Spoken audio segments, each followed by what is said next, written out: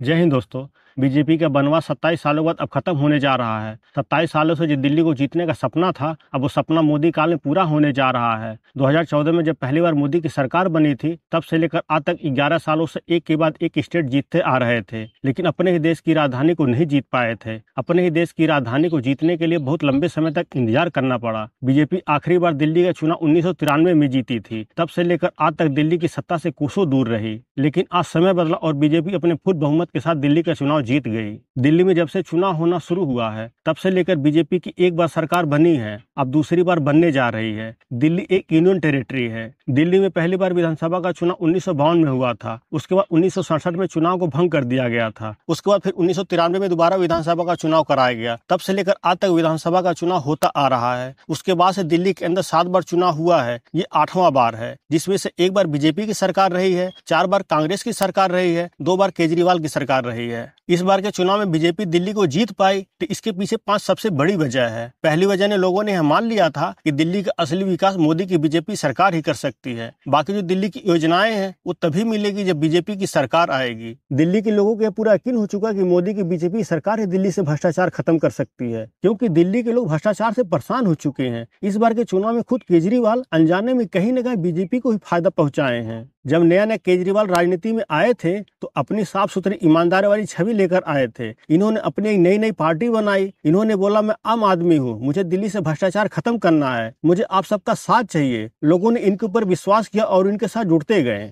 दिल्ली की जनता ने जमीन से उठाकर केजरीवाल को सीएम की कुर्सी पर बिठा दिया, यानी केजरीवाल को दिल्ली का राजा बना दिया। इन्होंने बोला, देखो जी, मैं आप सबकी सेवा करने के लिए आया हूँ, मैं आम आदमी हूँ, मुझे आप सबकी तरह रहना है, मुझे बड़ा बंगला नहीं चाहिए, गाड़ी नहीं चाहिए, सिक्योरिटी नहीं चाहिए। इनकी बातें सुनकर लोगों ने सोचा दिल्ली के अंदर एक नया नया मसीहा ने अवतार लिया है। लोगों के अंदर एक नई उम्मीद जगी कि दिल्ली के अंदर से भ्रष्टाचार खत्म हो जाएगा, क्योंकि इससे पहले लोग कांग्रेस के घोटालों से परेशान हो चुके थे। आए दिन लोग कांग्रेस के बारे में ही सुनते थे कि बोफोर्स घोटाला, अगस्ता हेलीकॉप्टर घोटाला, 2G घोटाला, वाड्रा डीएलएफ घोटाला और भी न जाने कितने घोटाले सुनते थे। केजरीवाल अपनी साफ सुथरी छवि लेकर सीएम कुर्सी पर बैठ गए, लेकिन इसके बाद जब इनके हाथ में पावर आ गई, तो ये भूल गए कि मैं किस काम के लिए आया हूँ। केजरीवाल बाकी नेता की तरह भ्रष्ट बन गए। इन्होंने घोटाला करना शुरू कर दिया। शराब घोटाला, डीटीसी बस घोटाला, मोहल्ला क्लिनिक घोटाला, अभी तो और कई घोटाले ऐसे हैं जो खुलने बाकी रह गया है। कोरोना के समय जब हजारों लोगों की जान जा रही थी, तब केजरीवाल अपना शीश महल बनवा रहे थे। बीजेपी जैसी बड़ी पार्टी और छोटी पार्टियों में ही फर्क होता है कि छोटी पार्टी की जब सरकार होती है तो अपनी मनमर्जी करते हैं, अपने पावर का मिसयूज करते हैं, क्योंकि छोटी पार्टी का जो सबसे बड़ा नेता होता है, सारे फैसले इसके हाथ में होते हैं। जैसे केजरीवाल आम आदमी पार्टी के सबसे बड़े लीडर थे, सारे फैसले इनके हाथ में थे। केजरीवाल अपने आगे किसी की भी नहीं सुनते थे। इनके पार्टी के लोग खुद ही बताते हैं, केजरीवाल को जब गुस्सा आता तो किसी की भी नहीं सुनते, सिर्फ अपनी चलाते हैं। इनकी टीम के जो भी बड़े लीडर थे वो पार्टी छोड़कर जा चुके हैं। इनके पास वही मंत्री हैं जो इनकी हाँ में हाँ मिलाते हैं।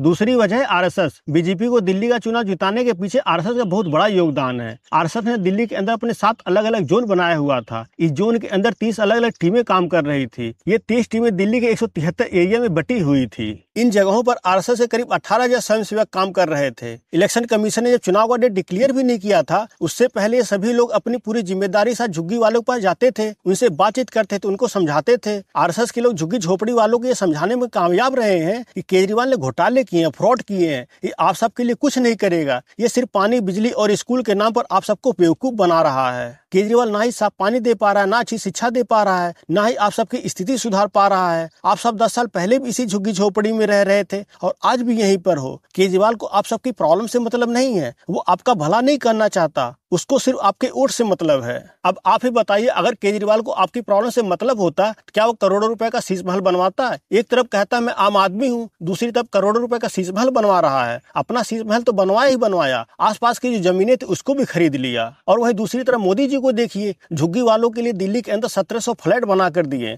आरएसएस के लोग school, college, office, door to door हर जगह जाते थे, लोगों को अवेयरनेस करते थे। जो लोग बीजेपी से नाराज थे उनसे भी बात करते थे, उनकी कोई प्रॉब्लम होती थी इस प्रॉब्लम को सुनते थे। आरएसएस के अंदर जो मुस्लिम राष्ट्रीय संघ है, इस बार इसने भी बहुत दिल्ली के अंदर बहुत अच्छा काम किया है। दिल्ली के अंदर जो मुस्लिम बहुमूल्य इलाके हैं, जो लोग केजरीवाल को वोट करते हैं या कांग्रेस को वोट करते हैं, आरएसएस के अंदर जो राष्ट्र प्रेम मुस्लिम है वो इन इलाकों में जाते थे, वहां के लोगों को अवेयरनेस करते थे। बीजेपी अपना काम तो कर ही रही थी, बीजेपी के जो कार्यकर्ता थे वो बीजेपी के लिए काम तो कर ही रहे थे, लेकिन इस बार के चुनाव में आरएसएस बिल्कुल अलग होकर काम कर रही थी। बीजेपी के जो बड़े लीडर हैं और आरएसएस के जो बड़े लीडर हैं, इन सबके बीच समय समय पर मीटिंग होती रहती थी, जिसकी वजह से बीजेपी को बहुत सपोर्ट मिला। आज जहां जहां बीजेपी जीत पा रही है, इसके पीछे आरएसएस का हाथ है। अभी पीछे हरियाणा का जो चुनाव हुआ था, इसके पीछे पूरा माहौल आरएसएस ने बनाया था। अगर हरियाणा में बीजेपी की सरकार बन पाए, इसके पीछे आरएसएस थी। तीसरी वजह है, जब बड़ी पार्टी की सरकार होती है, इनके अंदर डिसिप्लिन होता है। कुछ भी बोलने के पहले सोच समझ कर बोला जाता है। अगर कुछ फैसला लेना होता, बहुत सोच समझ कर लिया जाता है। ये देखा जाता है कि देश को कोई नुकसान ना हो, पब्लिक को कोई नुकसान ना हो। जो भी फैसला लिया जाता है, देश के हित में लिया जाता है। अब दिल्ली का जो भी सीएम बनेगा, उसे काबिलियत के बेस पर बनाया जाएगा। इसीलिए बीजेपी ने दिल्ली का सीएम कौन बनेगा, उसका फेस ओपन नहीं किया है। बीजेपी और आरएसएस के जो बड़े लीडर हैं, ये आपस में बैठकर डिसाइड करेंगे, जो जनता के बीच पॉपुलर होगा, जो दिल्ली के लिए काम करेगा, उसको सीएम बनाया जाएगा। छोटी पार्टी के अंदर डिसिप्लिन नाम की कोई चीज नहीं होती। इनके मन में जो भी आता बिना सोचे विचारे बोल देते हैं। जैसे ही केजरीवाल को ले लीजिए, अभी कुछ दिन पहले केजरीवाल कह रहे थे हरियाणा की बीजेपी सरकार ने यमुना के पानी में जहर मिलाकर भेज दिया है। अब आप ही बताइए, नदी के पानी में कोई कैसे जहर मिला सकता है? इतना तो कॉमन सेंस कोई भी लगा लेगा। रुका हो पानी हो तो समझ आता है, लेकिन नदी का बहता हुआ पानी है, उसके अंदर कोई कैसे मिला देगा? ऐसी ऊट पटांग बात केजरीवाल ही कर सकते हैं। कहीं ना कहीं लोगों को ये चीज समझ आ रही थी कि इंसान सिर्फ झूठ बोलता है। 2014-15 से पहले केजरीवाल क्या बोलते थे, अब क्या बोल रहे हैं? 2 बार से केजरीवाल यही कह रहे थे, मैं यमुना को साफ कर दूंगा। 2015 के चुनाव में भी केजरीवाल ने बोला, अगर मैं यमुना को 5 साल में साफ नहीं कर पाया तो मुझे वोट मत देना। फिर इन्होंने 2020 में भी यही कहा, अगर मैं यमुना को साफ नहीं कर पाया तो मुझे वोट मत देना। और 2025 में भी यही चीजें कह रहे थे। इन्होंने लोगों को गुमराह करने के लिए कई यूट्यूबर के साथ मिलकर पॉडकास्ट भी किए। यहाँ पर लोगों को समझ आ रहा था कि बार बार एक ही चीज कहते हैं, अब मुझे वोट मत देना अगर मैं इस बार यमुना को साफ नहीं कर पाया। अभी कुछ दिन पहले मीडिया ने इनसे पूछा, आप हर बार कहते यमुना को साफ कर दूंगा, अभी तक आपने किया क्यों नहीं? तो केजरीवाल कहते हैं यमुना के नाम पर वोट नहीं मिलता, यानी केजरीवाल वो काम करेंगे जिससे उनको वोट मिलेगा। इस बार यमुना का मुद्दा ही बहुत हाईलाइट हो गया था। केजरीवाल जिस तरह का बयान देते हैं, लोगों को कंफ्यूज करने के लिए केजरीवाल कुछ भी बोलते रहते हैं। चौथी वजह, दिल्ली को डबल इंजन की सरकार मिलेगी, जहां केंद्र सरकार और राज्य सरकार आपस में मिलकर काम करेंगे। इससे पहले क्या हो रहा था, केजरीवाल की जो सरकार थी आम आदमी पार्टी, केंद्र सरकार और राज्य सरकार के बीच लगातार टकराव हो रहा था। केजरीवाल बस इल्जाम लगाते रहते थे कि केंद्र सरकार हमको काम नहीं करने दे रही है। अब केजरीवाल से पूछना चाहिए था, जब केंद्र सरकार आपको काम नहीं करने दे रही थी तो आपने अपना शीशमहल कैसे बनवा लिया, शराब घोटाला कैसे किया? जब आप कुछ कर नहीं पाते तो सीधा इल्जाम केंद्र सरकार के ऊपर लगा देते हैं। अब केजरीवाल की सरकार तो गई, इनके जितने भी काले चिट्ठे हैं अब वो खुलने शुरू होंगे। केजरीवाल और इनके मंत्री जो भी घोटाले किए हैं, उन सबका हिसाब देना पड़ेगा। इनके जो मंत्री हैं मनीष सिसोदिया, जब इनके ऊपर शराब केस की इंक्वायरी चल रही थी, तब इन्होंने 50 लाख रुपए के आईफोन तोड़ दिए थे। एक आम आदमी को एक 10,000 रुपए का फोन लेना होता है तो 10 बार सोचना पड़ता है। इनके मंत्री इतने महंगे महंगे फोन तोड़कर फेंक देते थे। बीजेपी जैसी बड़ी पार्टी के अंदर घोटाला करना इतना आसान नहीं होता। किसी भी राज्य का सीएम अपने मर्जी से कोई फैसला नहीं ले सकता, उसको ऊपर रिपोर्ट देनी होती है। जैसे कि हरियाणा की बात ले लीजिए, इस बार के चुनाव में हरियाणा के सीएम खट्टर से वहाँ की जनता बहुत नाराज थी। वहाँ पर पिछले 10 साल से बीजेपी की सरकार थी। इस बार लोगों ने ठान लिया था कि बीजेपी को हराना है।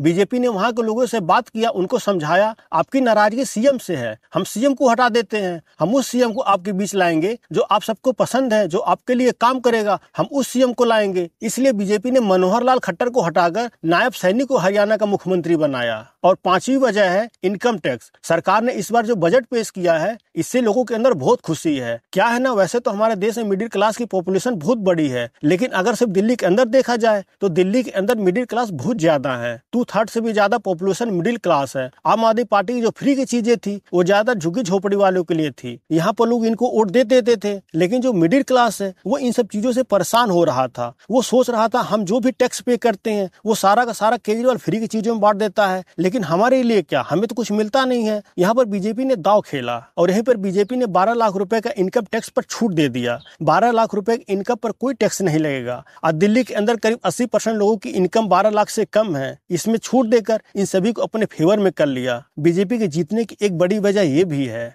अगर आपको वीडियो पसंद आए तो प्लीज लाइक, शेयर और सब्सक्राइब करें। मिलते अगले वीडियो में, तब तक के लिए जय हिंद।